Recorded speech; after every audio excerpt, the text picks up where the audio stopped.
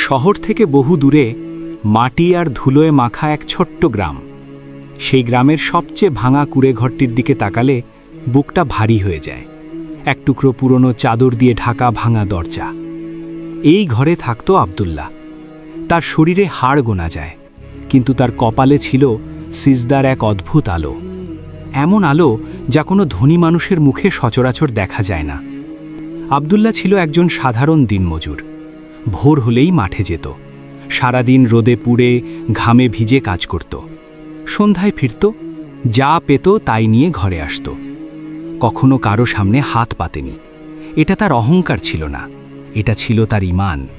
সে বিশ্বাস করত রিজিক দেওয়ার মালিক কোনো মানুষ নয়, রিজিক দেওয়ার মালিক একমাত্র আল্লাহ রাব্বুল আলামিন। তাই কারো কাছে মাথা নত করার দরকার নেই, শুধু আল্লাহর দরবারে মাথা রাখলেই হয়। সেই বছর শীত ছিল অস্বাভাবিক রকম কড়া। রাতের বেলায় ঠান্ডা বাতাস গ্রামের ভেতর দিয়ে বয়ে যেত। এক ভয়াবহ শীতের রাতে আব্দুল্লার ঘরে একটু আগুনও জ্বলছিল না, এক দানা খাবার ছিল না। তার ছোট্ট মেয়েটি ক্ষুধার জ্বালায় এপাশ ওপাশ করছে। তার মুখ দিয়ে ছোট ছোট আওয়াজ বের হচ্ছে, আব্বু খিদা লাগছে। সেই আওয়াজ বাবার বুকে পেরেকের মতো বিঁধছিল। স্ত্রীর চোখে পানি, কিন্তু মুখে একটাও অভিযোগ নেই। সে জায়নামাজে বসেছিল, ঠোঁট নড়ছিল নিঃশব্দে। হয়তো আল্লাহর কাছে কাঁদছিল, হয়তো বলছিল, হে আল্লাহ, আমার সন্তানকে একটু খাওয়ার ব্যবস্থা করে দিন। আব্দুল্লাহ আর বসে থাকতে পারল না। সে উঠল, গায়ে একটা পাতলা কাপড় জড়ালো, বের হয়ে গেল সেই ঘুটঘুটে অন্ধকার রাতে। কোথায় যাবে জানে না, কাজ পাবে কিনা জানে না, কিন্তু হাত গুটিয়ে বসে থাকা তার পক্ষে সম্ভব ছিল না।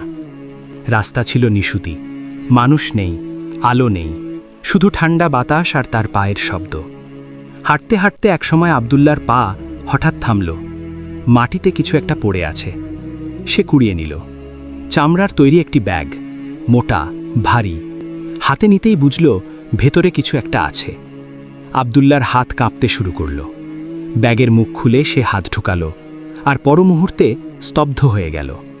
থরে থরে সাজানো স্বর্ণমুদ্রা, হীরা, জহরত, মূল্যবান পাথর, এক ব্যাগ ভরা এমন সম্পদ যা দিয়ে 7 পুরুষ বসে খেতে পারবে। তার মেয়ের চিকিৎসা হবে, তার ভাঙা ঘর রাজপ্রাসাদ হয়ে উঠবে, তার স্ত্রীর চোখের পানি চিরতরে থামবে। সব কিছু একটা মুহূর্তে। অন্ধকার রাস্তায় একা দাঁড়িয়ে আব্দুল্লাহ। চারদিকে কেউ নেই, কেউ দেখছে না। তখনই শয়তান কাজ শুরু করল। কানের কাছে এসে ফিসফিস করল, আব্দুল্লাহ, নিয়ে নাও, এটা তো আল্লাহই তোমার কাছে পাঠিয়েছেন, তোমার কষ্টের পুরস্কার এটা। কে দেখছে তোমাকে এই মাঝরাতে? একটু ভাবুন সেই মুহূর্তটা, সেই হাড় কাঁপানো শীত, সেই ক্ষুধার জ্বালা, সেই ঘরে রেখে আসা সন্তানের মুখ, আর হাতের মুঠোয় সব সমস্যার সমাধান। এই পরিস্থিতিতে কতজন মানুষ টিকে থাকতে পারত? কিন্তু আব্দুল্লার বুকের ভেতরে তখন অন্য একটা কণ্ঠস্বর জেগে উঠল। সেই কণ্ঠ শয়তানের কণ্ঠের চেয়ে অনেক শক্তিশালী ছিল। সেই কণ্ঠ বলল, আব্দুল্লাহ, মানুষ না দেখুক, তোমার আল্লাহ তো দেখছেন। ব্যাস, এই একটা কথাই যথেষ্ট ছিল। আব্দুল্লাহ শক্ত হয়ে দাঁড়ালো। তার চোখ দিয়ে পানি গড়িয়ে পড়ছিল, ঠোঁট কাঁপছিল, কিন্তু সে উচ্চস্বরে বলল, না, হারামের আগুনে আমার পরিবারকে আমি কখনো পোড়াবো না, কখনো না। সে সিদ্ধান্ত নিল, এই আমানত যার হারিয়েছে তার কাছে পৌঁছে দিতে হবে। কিন্তু এই মাঝরাতে মালিককে খুঁজবে কোথায়? আব্দুল্লাহ সেই ব্যাগটি বুকে চেপে ধরে দাঁড়িয়ে রইল রাস্তার মোড়ে। সারা রাত সেই কনকনে শীতের মাঝে। সেই রাতে আকাশে মেঘ জমছিল, ঘন কালো মেঘ, যেন আসমান নিজেও সাক্ষী হতে চাইছে এই দৃশ্যের। বলা হয়, যখন কোনো বান্দা এভাবে একা একা আল্লাহর জন্য দাঁড়িয়ে থাকে, তখন ফেরেশতারা আরশের মালিকের দরবারে গিয়ে বলেন, হে আল্লাহ, আপনার এই বান্দা দেখুন, ক্ষুধার্ত, শীতে কাঁপছে, কিন্তু আপনার ভয়ে আমানতের ওপর হাত দেয়নি, দেখুন তাকে। আর আল্লাহর রহমত কখনো এমন দৃশ্য দেখে চুপ থাকে না। রাত আরও গভীর হল। তখন অন্ধকার চিরে এক ঘোড়সওয়ার দ্রুত বেগে এগিয়ে আসতে লাগলো আব্দুল্লার দিকে। কে এই ব্যক্তি? আব্দুল্লার বুক ধুক ধুক করছিল। সে ব্যাগটি শক্ত করে ধরে রইল। ঘোড়া থামল, অশ্বারোহী নামল। রাজকীয় পোশাক তার গায়ে, কিন্তু চোখে মুখে চরম উৎকণ্ঠা। সে পাগলের মতো চারদিকে তাকাচ্ছিল। আব্দুল্লাহ ব্যাগটি উঁচু করে ধরল। লোকটি একটু চমকে উঠল, তারপর এগিয়ে এলো। হে যুবক, এটা কি আমার সেই ব্যাগ? তুমি কি এটা কুড়িয়ে পেয়েছ? আব্দুল্লাহ শান্তভাবে বলল, জি ভাই, এটা আমি পেয়েছি। আপনার আমানত বুঝে নিন, গুণে দেখুন, একটি মুদ্রাও কম আছে কিনা দেখুন। লোকটি ব্যাগ খুলল, গুনল, একটি মুদ্রাও কম নেই, একটি কণা হীরাও নেই। সে অবাক হয়ে আব্দুল্লার দিকে তাকালো। তার চোখ গেল আব্দুল্লার শরীরের দিকে। ছেঁড়া কাপড়, হাড় বেরিয়ে আসা হাত, ক্ষুধার ছাপ মাখা মুখ, শীতে কাঁপতে থাকা শরীর। এই মানুষটা এত সম্পদ হাতে পেয়েও ছুঁয়ে পর্যন্ত দেখেনি। লোকটি ব্যাগ থেকে এক মুঠো স্বর্ণমুদ্রা বের করে আব্দুল্লার দিকে এগিয়ে দিল। সে বলল, এটা তোমার পুরস্কার, তুমি এটা নাও, তুমি এর যোগ্য। কিন্তু আব্দুল্লাহ হাত সরিয়ে নিল। সে বলল, আমি পুরস্কারের আশায় আপনার আমানত পাহারা দিইনি। আমার মালিক একজনই, তিনি হাসরের ময়দানে প্রতিটি মুহূর্তের হিসাব নেবেন। আমি হারামের বিনিময়ে আমার আখেরাত বিক্রি করতে পারবো না। আপনি আপনার সম্পদ নিয়ে যান। লোকটি স্তব্ধ হয়ে গেল। দীর্ঘক্ষণ সে দাঁড়িয়ে রইল, কথা বলতে পারছিল না। তারপর ঘোড়ায় চড়ে চলে গেল। আব্দুল্লাহ শূন্য হাতে দাঁড়িয়ে রইল। তার চোখ দিয়ে পানি পড়ছিল, কিন্তু সেটা দুঃখের পানি ছিল না, সেটা ছিল এক অদ্ভুত প্রশান্তির অশ্রু। সে ঘরের পথ ধরল। ঘরে ফিরে সে দেখল স্ত্রী তখনও জায়নামাজে বসা, দুই চোখ ভেজা। মেয়েটি ক্লান্ত হয়ে ঘুমিয়ে পড়েছে, ক্ষুধার্ত পেট নিয়েই। আব্দুল্লাহ বসল, পুরো ঘটনা বলল স্ত্রীকে।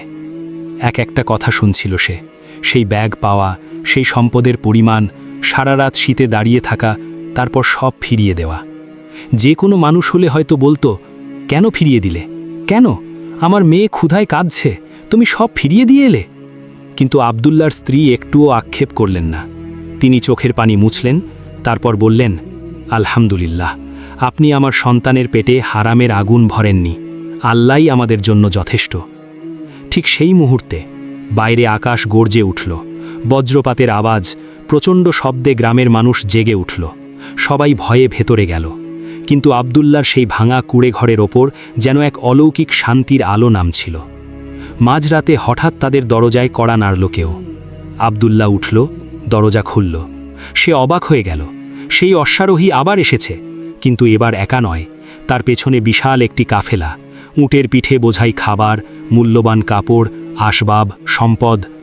লোকটি এগিয়ে এলো আব্দুল্লার দিকে। তার চোখ ভেজা। সে বলল, আব্দুল্লাহ, আমি কোনো সাধারণ পথিক নই, আমি এই রাজ্যের সুলতানের প্রধান উজির। আব্দুল্লাহ কিছু বলতে পারল না, সে শুধু শুনছিল। উজির বললেন, আমার বড় ভাই সম্প্রতি মারা গেছেন। মৃত্যুর আগে তিনি একটি ওসিয়ত রেখে গিয়েছিলেন। সেই ওসিয়তে ছিল তার সমস্ত সম্পদ যেন সেই মানুষকে দেওয়া হয় যে এই দুনিয়ায় সবচেয়ে বেশি অভাবী হওয়া সত্ত্বেও সবচেয়ে বেশি পরহেজগার। আব্দুল্লার বুকে কাঁপন ধরল। উজির বললেন, গত 3 বছর ধরে আমি এমন একজন মানুষ খুঁজছিলাম, কিন্তু পাচ্ছিলাম না। আজ রাতে যখন আমি হারানো ব্যাগ খুঁজতে বেরিয়েছিলাম, আমি আসলে সম্পদের ব্যাগ খুঁজছিলাম না, আমি এক পবিত্র আত্মা খুঁজছিলাম। সে আব্দুল্লার দিকে তাকিয়ে বলল, তুমি সেই মানুষ আব্দুল্লাহ, এই সম্পদ এখন তোমার। এটা কোনো দান নয়, এটা কোনো পুরস্কারও নয়, এটা তোমার সততার জন্য আসমান থেকে আসা এক ঐশী উপহার। এক নিমেষে আব্দুল্লার জীবন বদলে গেল। উটের পিঠ থেকে নামানো হতে লাগলো বস্তার পর বস্তা সম্পদ। সেই ভাঙা কুড়ে ঘরের উঠোনে জায়গা হচ্ছিল না। আব্দুল্লার দাঁড়িয়ে থাকতে পারল না। সে মাটিতে লুটিয়ে পড়ল, কপাল ঠেকালো মাটির সাথে, আর কাঁদতে লাগল। এই কান্না দুঃখের ছিল না, এই কান্না অভিযোগের ছিল না, এই কান্না ছিল কৃতজ্ঞতার, ভালোবাসার আর একজন বান্দার গভীরতম বিস্ময়ের। উজিরের চোখেও তখন পানি। তিনি বললেন, আব্দুল্লাহ, এই সম্পদ তোমার নয় একার, এটা আল্লাহর পক্ষ থেকে পাঠানো রিজিক। তুমি তোমার সততা দিয়ে প্রমাণ করেছ যে এই দুনিয়ার চেয়ে আখেরাত তোমার কাছে বড়। আজ থেকে তোমার অভাবের দিন শেষ, কিন্তু তোমার এই গল্প শেষ নয়। এই কাহিনী যুগের পর যুগ ধরে মানুষের বুকে আলো জ্বালিয়ে রাখবে। কিন্তু এখানেই কি আব্দুল্লার পরীক্ষা শেষ? না, সত্যিকারের পরীক্ষা তো সম্পদ পাওয়ার পরে শুরু হয়। দেখুন আব্দুল্লাহ কি করল। পরদিন সকালে সে উঠল, চারদিকে তাকালো। তার কাছে এখন সম্পদ আছে। তখন সে ভাবতে পারত, আমার এখন বড় ঘর চাই, দামি পোশাক চাই, নিজের জন্য সব গুছিয়ে নিই। কিন্তু সে তা করল না। সে প্রথমে গেল গ্রামের সবচেয়ে গরিব বাড়িগুলোতে। যে বিধবা মহিলার সন্তান আছে কিন্তু খাবার নেই, তার কাছে গেল। যে এতিম শিশু রাস্তায় ঘুরে বেড়ায়, তার কাছে গেল। যে বৃদ্ধ মানুষ একা পড়ে আছে কোনো সাহায্য ছাড়া, তার কাছে গেল। আব্দুল্লাহ পাওয়া সম্পদের বড় একটি অংশ তাদের মাঝে বিলিয়ে দিল। তার স্ত্রীও হীরা জহরত দেখে আচ্ছন্ন হলেন না। সেই পুরনো স্বভাব তার এখনও আছে। সেই ভাঙা ঘরের এক কোণে বসে তিনি শুকরিয়ার নামাজ পড়লেন। সেই রাতে তারা খাবার খেলেন, সেই একই মাটির ঘরে, সেই একই পুরনো বাসনে। কিন্তু এবার তাদের ক্ষুধার জ্বালা ছিল না। ছোট মেয়েটি খেয়ে হেসে ঘুমিয়ে পড়ল, আর আব্দুল্লাহ আর তার স্ত্রী আরশের মালিকের কাছে মন রেখে সেই রাত পার করলেন।